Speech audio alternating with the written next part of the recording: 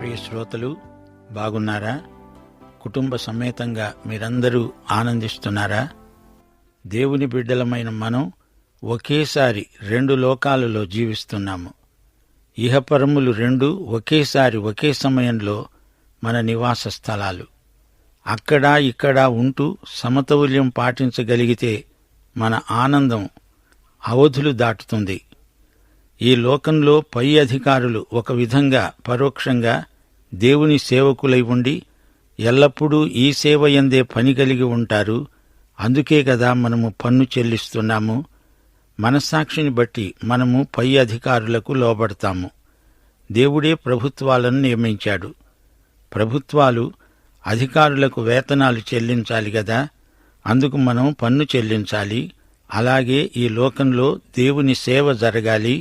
అందుచేత దేవుని బిడ్డలు తప్పనిసరిగా దశమ భాగాలు సంఘానికి చెల్లించాలి. రోమాపత్రిక 13వ అధ్యాయం 7వ వచనంతో ఈరోజు పాఠానికి మిమ్మలను ఆహ్వానిస్తున్నాము. ఎవనికి పన్నో వానికి పన్ను, ఎవనికి సుంకమో వానికి సుంకము చెల్లించండి. ఎవని ఎడల భయముండాలో వాని ఎడల భయము, ఎవని ఎడల సన్మానముండాలో వాని ఎడల సన్మానమును కలిగి ఉండండి. అందరికీ వారి వారి రుణాలు తీర్చండి. సరే, రేడియోకు దగ్గరగా వచ్చి కూర్చోండి, ప్రార్థన చేసుకుందాము. పరలోక దేవా, మహాపరిశుద్ధుడా, సైతానీయమైన దుష్టక్రియలను లయపరచడానికి నీవు వచ్చావు. నీ నామమున ఇత్తడి తలుపులు విరుగుతాయి, ఇనుప సంకెళ్ళు తెగిపడిపోతాయి. నీ కృపా మహదైశ్వర్యంలో దరిద్రులు మహాసంపన్నులవుతున్నారు. శాంతి సమాధానాధిపతి, నీకు హోసన్న, నీకు స్వాగతం. పరలోక నిత్య నివాసములు నీ పరిశుద్ధ నామ నినాదాలతో మారుమోగుతున్నాయి. గొప్పదేవా, నీకే స్తుతి. ఈ రోజున మా శ్రోతలందరినీ నీ కృపాసనము వద్దకు తెస్తున్నాము రాజా. వారిని, వారి కుటుంబాలను వ్యక్తిగతంగా దీవించి మహిమ పొందండి. మా జీవితాలలో అరుణోదయాన్ని కలిగించినందుకు నీకు మేమెంతో కృతజ్ఞులం. మా శ్రోతల కుటుంబాలను మీ కృపాసనము వద్దకు తెస్తున్నాము. వ్యక్తిగతముగా ప్రతి ఒక్కరిని ఆశీర్వదించి ఆయురారోగ్యములు ప్రసాదించండి. మా దేశ ప్రజలను, ప్రభుత్వమును ఆశీర్వదించండి. నీ బిడ్డలు భూదిగంతాల వరకు నీకు నమ్మకమైన సాక్షులై ఉండాలని వారి పక్షాన విజ్ఞాపన చేస్తున్నాము. సంఘ కాపురులను, సువార్తికులను ఆశీర్వదించి బలపరచండి. క్రియాశీలమైన విశ్వాసమును మీ బిడ్డలకు అనుగ్రహించండి. మా దేశమందు ప్రతి హృదయము యేసు సింహాసనమవ్వాలని, ప్రతి కంఠం నీ పాట కావాలని ప్రార్థిస్తున్నాము. సైతాను బందీలకు విడుదల కలగాలని, సువార్త స్వేచ్ఛగా సర్వత్రా ప్రకటించబడాలని ప్రార్థిస్తున్నాము. యువతీ యువకుల పక్షాన విజ్ఞాపన చేస్తున్నాము. దేశమందు శాంతి భద్రతల కొరకై ప్రార్థిస్తున్నాము. క్రైస్తవ సహోదరత్వమందు ప్రేమ ఉజ్జీవము కలుగచేయమని ప్రార్థిస్తున్నాము. ప్రసంగ వేదికలలో ఉజ్జీవము దయచేయండి. క్రైస్తవ రచయితలను, గాయనీ గాయకులను ఆశీర్వదించండి. వారి జీవితాలలోకి ఉజ్జీవం రావాలని ప్రార్థన చేస్తున్నాము. నేటి వాక్యాశీర్వాదములు మాకందరికీ మెండుగా లభించున్నట్లు మమ్ములను ఆశీర్వదించండి. నేటి వాక్య అధ్యయనమందు మాకు మరిన్ని నూతన అనుభవాలు దయచేయమని యేసుక్రీస్తు వారి శుభనామమున ప్రార్థిస్తున్నాము తండ్రి, ఆమేన్. ప్రియ శ్రోతలు, ఈ రోజున మనం హెబ్రీ పత్రిక 3వ అధ్యాయం 13 నుండి 19వ వచనం వరకు పాఠం చెప్పుకోబోతున్నాము. వినండి. నేడు మీరాయన శబ్దమును వినిన ఎడల కోపము పుట్టించినప్పటివలే మీ హృదయములను కఠినపరుచుకొనకండి అని ఆయన చెప్పాడు గనుక, పాపము వల్ల కలిగే భ్రమచేత మీలో ఎవడూ కఠినపరచబడకుండునట్లు నేడు అనబడే సమయము ఉండగానే ప్రతిదినము ఒకనికొకడు బుద్ధి చెప్పుకోండి. ఏలయనగా మొదటి నుండి మనకున్న దృఢ విశ్వాసము అంతము మట్టుకు గట్టిగా చేపట్టిన ఎడలనే క్రీస్తులో పాలివారమై ఉంటాము. ఒకరికొకరము బుద్ధి చెప్పుకోవాలి. పరస్పరం ఒకరినొకరు ప్రోత్సహించుకోవాలి. పాపం వల్ల కలిగే భ్రమచేత మీలో ఎవ్వరూ కఠినపరచబడకూడదు. ప్రాతిపదికంగా ఇది విశ్వాసులకు ముఖ్య హెచ్చరిక. పాప భ్రమచేత విశ్వాసులు తమ ఆశీర్వాదాలన్నీ పోగొట్టుకుంటారు. రక్షణ లేని ఇతరులకు కూడా ఈ హెచ్చరిక వర్తిస్తుంది. హృదయ అవిశ్వాసము చేత మానవుడు తన రక్షణను కోల్పోతున్నాడు. అవిశ్వాసం మానసికం కాదు, అది హృదయ సంబంధమైనది. విశ్వాసం హృదయ సంబంధమైన వైఖరి తీర్మానం. నీవు హృదయమందు విశ్వసించిన ఎడల రక్షించబడతావు. పాపం హృదయంలో దాగి ఉన్నంతకాలం ప్రభువునందు విశ్వాసం కలగదు. మానసిక వైజ్ఞానిక సమస్యలు విశ్వాసానికి అడ్డురావు. పాపమే విశ్వాసానికి ఆటంకం. పాప సమస్యే మనిషిని యేసుకు దూరం చేస్తుంది. 2 కొరింథీ 3:6 ఆయనే మమ్మును కొత్త నిబంధనకు అనగా అక్షరమునకు కాదు గాని ఆత్మకే పరిచారకులమౌటకు మాకు సామర్థ్యము కలిగించాడు. అక్షరము చంపుతుంది గాని ఆత్మ జీవింపచేస్తుంది. ఈ వచనం మోషేను గురించి పలకబడింది. ధర్మశాస్త్రం మనకు మరణశిక్షను విధిస్తుంది. అక్షరం చంపుతుంది గాని పరిశుద్ధాత్మ జీవమిచ్చే ఆత్మ. మరణకారణమైన పరిచర్య రాళ్లమీద చెక్కబడిన అక్షరములకు సంబంధించింది. అనగా ఇది దశాజ్ఞలను గురించిన మాట. ధర్మశాస్త్రానికి మహిమ ఉందా అంటే ఉంది. మోషే ముఖముపై ప్రకాశించిన ఆ మహిమ తగ్గిపోయేది అయినా ఇశ్రాయేలీయులు అతని ముఖాన్ని తేరి చూడలేకపోయారు. ఇట్లుండగా ఆత్మ సంబంధమైన పరిచర్య ఎంత మహిమగలది! ఇప్పుడు 11వ వచనం పరిశీలించండి. తగ్గిపోవునదే మహిమగలది అయి ఉండిన ఎడల నిలిచేది మరి ఎక్కువ మహిమగలదై ఉంటుంది గదా. ధర్మశాస్త్ర మహిమకు యేసుక్రీస్తు మహిమకు తారతమ్యాన్ని చూపెడుతున్నాడు రచయిత. ధర్మశాస్త్ర మహిమ మోషే ముఖముపై ప్రకాశించింది గాని యేసుక్రీస్తు మహిమ అంతకంటే ఎంతో గొప్పది. తగ్గిపోతున్న మహిమ యొక్క అంతమును ఇశ్రాయేలీయులు తేరి చూడకుండునట్లు మోషే తన ముఖము మీద ముసుగు వేసుకున్నాడు. మేము అలా చేయక ఇట్టి నిరీక్షణ గలవారమై బహుధైర్యముగా మాట్లాడుతున్నాము. మహిమ తగ్గిపోతోంది. ఈ సంగతి అందరికీ కనపడకుండా మోషే తన ముఖం మీద ముసుగు వేసుకున్నాడు. అయితే ఇప్పుడు మనకున్న మహిమ ఎలాంటిది? ఇది క్రీస్తునందలి మహిమ. వారి మనస్సులు కఠినములయ్యాయి గనుక నేటి వరకు పాత నిబంధన చదువబడుతున్నప్పుడు అది క్రీస్తునందు కొట్టివేయబడిందని వారికి తేటపరచబడక ఆ ముసుకే నిలిచి ఉన్నది. నేటి వరకు మోషే గ్రంథము వారు చదివినప్పుడెల్లా ముసుకు వారి హృదయముల మీద ఉన్నది. శ్రోతలు గ్రహించండి, అవిశ్వాసము మానసిక సమస్య కానే కాదు, అది హృదయ సమస్య. ఒకవేళ నీ జీవితంలో పాపముందేమో, అందుకే నీవు ఉన్న పాటున ప్రభువు వద్దకు రాలేకపోతున్నావు. నీ పాపాన్ని విడిచిపెట్టడానికి నీవెప్పుడు సిద్ధపడతావో అప్పుడే నీ మానసిక సమస్యలన్నీ ఒక్క త్రుటిలో తొలగిపోతాయి. నీ మనసు మీది ముసుకును ప్రభువే తొలగిస్తాడు. 2 కొరింథీ 3:16 వారి హృదయము ప్రభువు వైపునకు ఎప్పుడు తిరుగుతుందో అప్పుడే ముసుగు తీసివేయబడుతుంది. హృదయము ప్రభువు వైపునకు తిరిగిన మరుక్షణమే ఆ ముసుగు తొలగిపోతుంది. ప్రభువు యొక్క ఆత్మ ఎక్కడ ఉంటాడో అక్కడే స్వాతంత్ర్యము ఉంటుంది. పరిశుద్ధాత్మ నీ వ్యక్తిగత జీవితంలో ప్రవేశిస్తాడు. క్రీస్తును సజీవ వాస్తవ వ్యక్తిగా నీకు చూపెడతాడు. మనము ఆయన వద్దకు వచ్చినప్పటి నుండి మనమందరము ముసుకులేని ముఖముతో ప్రభువు యొక్క మహిమను అద్దము వలె ప్రతిఫలింపచేస్తూ మహిమ నుండి అధిక మహిమను పొందుతూ ప్రభువైన ఆత్మచేత ఆపోలికగానే మార్చబడుతున్నాము. ప్రియ శ్రోత, నీవు ప్రభువు వైపునకు మరలినప్పుడు నీకోసం మహోజ్వలమైన మహిమ భవిష్యత్తు కనిపెట్టుకుని ఉందని నమ్ము. ప్రభువు కృపయందు జ్ఞానమందు మీరు వర్ధిల్లుతారు. ఇప్పుడు హెబ్రీ పత్రిక 3:13 వినండి. పాపము వల్ల కలిగే భ్రమచేత మీలో ఎవ్వడూ కఠినపరచబడకూడదు. నేడు అనే దినము ఉండగానే ప్రతిదినము ఒకరికొకరు బుద్ధి చెప్పుకోండి. పాపమనేది భ్రమ. భ్రమ అంటే ఏమిటనుకున్నారు? నిజాయితీ తప్పిన వ్యక్తి అయినా, నా మనస్సాక్షికి నేను బాగానే ఉన్నట్టు అనిపిస్తోంది అంటాడు. అప్పుడు ఆ విశ్వాసి నేరుగా తన మనస్సాక్షిని గద్దించాలి.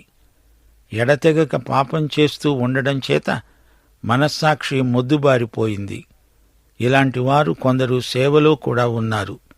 దగా చేస్తూ ఒక చెంప భక్తి మాటలను పలుకుతూ దీర్ఘ ప్రార్థనలు చేస్తారు. వారి మనస్సాక్షి మూగబోయింది. వారు తమ జీవితాలలో పాపానికి సెలవిచ్చారు గనుక మనస్సాక్షి మృతమైపోయింది. హెబ్రీ పత్రిక రచయిత ఈ సందర్భంలో ఇశ్రాయేలు చేసిన అరణ్య ప్రయాణాన్ని జ్ఞాపకం చేస్తున్నాడు. ఈ చరిత్ర పాఠాన్ని ప్రథమ శతాబ్దంలోని హీబ్రూ క్రైస్తవులకు అన్వయిస్తున్నాడు. హెబ్రీ పత్రిక 3వ అధ్యాయం 14-15 వచనాలు. మొదటి నుండి మనకున్న దృఢ విశ్వాసము అంతము మట్టుకు గట్టిగా చేపట్టిన ఎడలనే క్రీస్తులో పాలివారమై ఉంటాము. మనము క్రీస్తులో పాలివారము. మనము క్రీస్తునందున్నాము. క్రీస్తు మనకు చెంది ఉన్నాడు. మొదట ఉన్న దృఢ విశ్వాసము అంతము వరకు కొనసాగుతూ ఉండాలి. మనం క్రీస్తు గృహములో ఉన్నాము. మనము ఆయనకు చెంది ఉన్నాము. ధైర్యమును నిరీక్షణ వలని ఉత్సాహమును తుదమట్టుకు స్థిరముగా చేపట్టిన ఎడల మనమే ఆయన ఇల్లు. క్రీస్తునందు విశ్వసించిన వారు విశ్రాంతిలో ప్రవేశించిన వారవుతున్నారు. 1 సృష్టి విశ్రాంతి, 2 కనాను ప్రవేశ విశ్రాంతి, 3 రక్షణ విశ్రాంతి, 4 ప్రత్యేకించబడినందుకు విశ్రాంతి, 5 పరలోక విశ్రాంతి, దేవుణ్ణి పూర్తిగా నమ్మినందుచేత కలిగే విశ్రాంతి. ఈ 5 రకాల విశ్రాంతులు ఈ పత్రికలో ప్రస్తావించబడ్డాయి. రక్షణ విశ్రాంతే కాదు, ఇది సంరక్షణ విశ్రాంతి. నేడు మీరాయన శబ్దము వినిన ఎడల కోపము పుట్టించినప్పటి వలె మీ హృదయాలను కఠినపరచుకోవద్దు. 95వ కీర్తనలో నుండి ఉదహరించబడిన వచనమిది. 95వ కీర్తన 7-8 వచనాలు మనమింతకు ముందే చూచాము. పౌలు అదే సత్యాన్ని పునరుద్ఘాటిస్తున్నాడు. ఈ సత్యాలు కాలదోషం పట్టనివి, నిన్నటివి మాత్రమే కాదు, ఈ రోజువి కూడా. యేసు ప్రభు ఈ రోజున మనకు సమకాలీనుడు. పాపాలన్నిటిలోకి గొప్ప పాపం క్రీస్తు పట్ల అవిశ్వాసం. క్రీస్తునందు విశ్వాసముంచడం నీతి అయినప్పుడు అవిశ్వాసం పాపమవుతుంది. క్రీస్తును తిరస్కరించడం పాపం. పాపాలన్నిటిలోకి గొప్ప పాపం, ఘోర పాపం. దేవునికి స్తోత్రం. ప్రియశ్రోతలు, క్రీస్తునందు విశ్రాంతి మనకు అనుగ్రహించబడింది. వాగ్దత్త భూమిలో ప్రవేశించడానికి కావలసినంత విశ్వాసం వారికి లేదు. అందుకే వారు ద్రిమ్మరులై అరణ్యములో తిరిగారు. మా శ్రోతలు గుర్తించాలి, కానాను ప్రవేశమంటే పరలోక ప్రవేశం కాదు. కానాను ప్రవేశం విజయానికి, ఆత్మ సంబంధమైన ఆశీర్వాదాలకు సంకేతం. రోమాపత్రిక 7వ అధ్యాయం 24వ వచనంలోని ఆక్రందన, అయ్యో, మరణమునకు లోనైన ఈ శరీరము నుండి నన్నెవడు విడిపిస్తాడు? ఈ కేక శరీరానుసారి అయిన క్రైస్తవుని కేక. విశ్వాసే గాని అల్పవిశ్వాసి, శరీరానుసారమైన మనస్సు గలిగి దేవునితో పోరాడి ఓడిపోయాడు, విశ్వాసహీనుడు. హెబ్రీ పత్రిక 3వ అధ్యాయం 16వ వచనం, విని కోపము పుట్టించిన వారెవరు? మోషే చేత నడిపించబడి ఈజిప్టులో నుండి బయలుదేరి వచ్చిన వారందరే గదా. వారు విన్నారు కాని నమ్మలేదు. అందుచేత దేవునికి వారి మీద కోపం వచ్చింది. ఈజిప్టు నుండి రాగలిగినంత విశ్వాసముంది గాని వాగ్దత్త భూమిలో ప్రవేశించగలిగినంత విశ్వాసం మటుకు వారికి లేదు. 17వ వచనం, ఎవరి మీద 40 ఏండ్లు ఆయన కోపగించాడు? పాపము చేసిన వారి మీదనే గదా. వారి శవాలు అరణ్యములో రాలిపోయాయి. దేవుని వాక్యాన్ని అనుమానించడం ఎంత ఘోర పాపమో చూచారా? ఈ పాపములో నుండే మిగతా పాపాలన్నీ పుట్టుక వస్తాయి.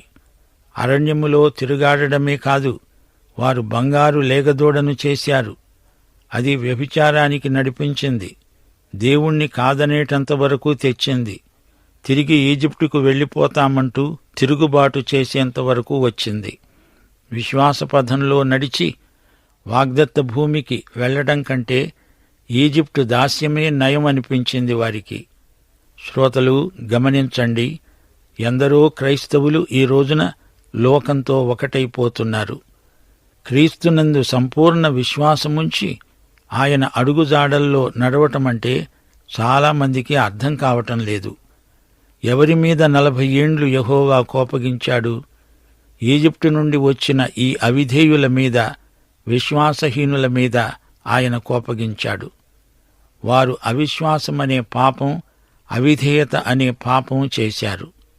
అంత పెద్ద గుంపులో విశ్వాసము కలిగిన వ్యక్తులు ఇద్దరు, కాలేబు, యెహోషువ.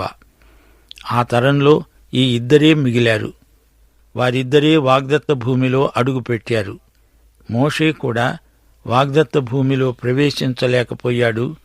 అయితే మోషే సమస్య వేరు అనుకోండి. రాతితో మాట్లాడు అంటే రాతిని కొట్టి తప్పు చేశాడు. దానికి ఫలితంగా కనానును దూరం నుంచి చూచాడే గాని అందులో ప్రవేశించలేకపోయాడు. 18వ వచనం, తన విశ్రాంతిలో ప్రవేశింపరని ఎవరిని గూర్చి ప్రమాణం చేశాడు? అవిధేయులైన వారిని గూర్చే కదా. కనానులోకి వీరు ప్రవేశించరు అన్నప్పుడు ఇది పరలోకానికి సంకేతం కాదు. కనాను విశ్రాంతి ఇది, ప్రవేశ విశ్రాంతి. వారి అవిశ్వాసం చేత వారు కనాను దేశములో తిరగరు, అక్కడి పంట తినరు, అక్కడి ఆశీర్వాదాలను అనుభవించరు. ఈ విషయం దేవుడు ఖండితంగా ప్రమాణం చేసి మరీ చెప్పాడు. ఆయన దేవుడు, ఆయన ప్రమాణం చేయాల్సిన పనేమీ లేదు. అయినా ఆయన ప్రమాణం చేశాడంటే ఇది ఎంత తీవ్రమైన వ్యవహారమో చూడండి. ఇంతకు ఇక్కడ దేవుడు ఎవరిని గురించి మాట్లాడుతున్నాడు? తన యందు విశ్వాసముంచని అవిధేయులను గురించి. వారు లేగదూడను పూజించారా? వ్యభిచరించారా? అది కాదు. వారి అవిధేయత, అవిశ్వాసము రెండూ ఏకమై వారిని నాశనం చేసి విడిచాయి. అవిశ్వాసం వల్ల ఆశీర్వాదాలు పోతాయి. ఆ తరువాత అనేక పాపాలకు అది దారితీస్తుంది. ఏదో పాపం చేశాను, ఈ విషయమై చింతిస్తున్నాను అనగానే సరిపోదు. దాని మూలమేదో కనుక్కోండి. దానికి మూలము, వేరు అవిధేయత, అవిశ్వాసము. 19వ వచనం, తన విశ్రాంతిలో ప్రవేశింపరని ఎవరిని గూర్చి ప్రమాణం చేశాడు? అవిధేయులైన వారిని గూర్చే కదా. కాగా అవిశ్వాసము చేతనే వారు ప్రవేశింపలేకపోయారని గ్రహిస్తున్నాము. శ్రోతలు వింటున్నారా? చరిత్ర నేర్పే పాఠాలు మనం నేర్చుకోవాలని దేవుడు కోరుతున్నాడు. పౌలు తాను కొరింథీయులకు రాసిన మొదటి పత్రికలో 10వ అధ్యాయం 1 నుండి 5వ వచనం వరకు ఇలాగా గత చరిత్రలో నుండి ఇప్పటి క్రైస్తవులకు మంచి పాఠం నేర్పాడు. సహోదరులారా, ఈ సంగతి మీకు తెలియకుండా ఉండడం నాకిష్టం లేదు. అది ఏదనగా, మన పితరులందరూ మేఘము క్రింద ఉన్నారు. వారందరూ సముద్రములో నడిచిపోయారు. అందరూ మోషేను బట్టి మేఘములో, సముద్రములో బాప్తిస్మము పొందారు. అందరూ ఆత్మ సంబంధమైన ఒకే ఆహారం భుజించారు. అందరూ ఆత్మ సంబంధమైన ఒకే పానీయమును పానం చేశారు. ఏలయనగా తమను వెంబడించిన ఆత్మ సంబంధమైన బండలోనిది త్రాగారు. ఆ బండ క్రీస్తే. అయినా అనేకులు అరణ్యంలో నశించారు. ఇశ్రాయేలీయులు అవిశ్వాసము చేతనే ప్రవేశింపలేకపోయారని గ్రహిస్తున్నాము. దేవుని సంకల్పం మానవుని పట్ల ఎంతో ప్రేమపూర్వకమైనది, నీతి జ్ఞానములను బయలుపరుస్తుంది. యెహెజ్కేలు గ్రంథం 33వ అధ్యాయం 11వ వచనం, దేవుడన్నాడు, దుర్మార్గుడు మరణము నొందుట వలన నాకు సంతోషము లేదు. దుర్మార్గుడు తన దుర్మార్గము నుండి మరలి బ్రతకటం వల్ల నాకు సంతోషం. మనస్సు తిప్పుకోండి, మీ దుర్మార్గత నుండి మరలి మనస్సు తిప్పుకొనండి. మీరెందుకు మరణం పొందుతారు? 1 తిమోతి 2వ అధ్యాయం 4 నుండి 6వ వచనం వరకు. మనుష్యులందరూ రక్షణ పొంది సత్యమును గూర్చిన అనుభవ జ్ఞానము గలవారై ఉండాలని ఇచ్చయిస్తున్నాడు. దేవుడు ఒక్కడే, దేవునికి నరులకు మధ్యవర్తి ఒక్కడే, ఆయన క్రీస్తు యేసు అనే నరుడు. ఈయన అందరి కొరకు విమోచన క్రయధనముగా తనను తానే సమర్పించుకున్నాడు. దేవుడు చెప్పాడు, చేశాడు. కాని మానవుడు అవిశ్వాసము చేతనే రక్షణ విశ్రాంతిలో ప్రవేశించలేకపోతున్నాడు. రక్షించబడిన వారు క్రియాశీలమైన విశ్వాసము లేక ఎన్నెన్నో ఆశీర్వాదాలను పోగొట్టుకుంటున్నారు. అవిశ్వాసం అవిధేయతకు దారితీస్తుంది. ఇశ్రాయేలీయుల అవిశ్వాసం వారు వాగ్దత్త భూమిలో వెంటనే ప్రవేశించడానికి అవరోధమైంది. అవిశ్వాసమంటే వారిది అల్ప విశ్వాసం. వారిలో నిరీక్షణ సన్నగిల్లింది, ధైర్యం క్షీణించింది. విషాదం, నిర్లిప్తత, నిరాశ, నిస్పృహ వారిని ఆవేశించాయి. రక్షించే విశ్వాసం జీవించే విశ్వాసంగా పరిణతి చెందాలి. నీతిమంతుడు విశ్వాసము వల్లనే జీవిస్తాడు. బలహీన విశ్వాసుల ప్రాణాలకు విశ్రాంతి ఉండదు.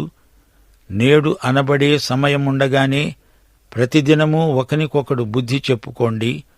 మనం క్రీస్తును అనుకరించటం కాదు, క్రీస్తులో పాలివారము. పాపము భ్రమను కలిగిస్తుంది, మనస్సాక్షి మొద్దుబారిపోతుంది. రక్షణ పొంది కూడా దేవుని మహిమైశ్వర్యమును అనుభవించలేని దరిద్రం ఆవరిస్తుంది. పాపము నుండి రక్షించబడిన వ్యక్తి పరిశుద్ధతలోకి ఎదగాలి గదా. నైతిక భ్రష్టత్వం అవినీతిని పెంచుతుంది.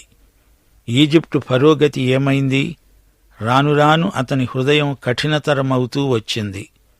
ఎఫెసీ పత్రిక 4వ అధ్యాయం 18వ వచనం, వారు అంధకారమైన మనసు గలవారై తమ హృదయ కాఠిన్యము వలన తమలో ఉన్న అజ్ఞానము చేత దేవుని వలన కలిగే జీవములో నుండి వేరుపరచబడిన వారై తమ మనస్సునకు కలిగిన వ్యర్థతను అనుసరించి నడుచుకుంటున్నారు.